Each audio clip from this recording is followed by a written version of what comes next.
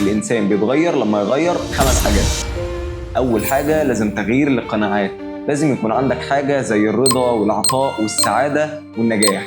تاني حاجة وهي تغيير الأهداف، لازم يكون عندك أهداف زي القراءة وتطوير الذات، الرياضة وتطوير الجسد والعمل، ويبقى عندك أهداف قوية.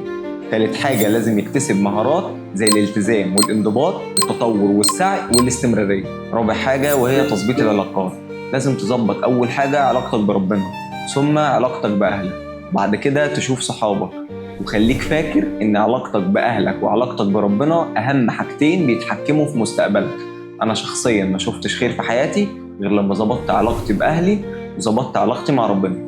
خامس حاجة لازم يكون عندك قدوة، طبعا قدوتنا كلنا هو الرسول صلى الله عليه وسلم، ولازم يكون عندك قدوة من الصحابة والأنبياء، ولازم يكون عندك قدوة من المعلمين بتوعك أو الناس المؤثرين اللي بيغيروا حياتك، ويكون عندك قدوة حد ناجح وليه مستقبل شبه المستقبل اللي انت بتتمناه.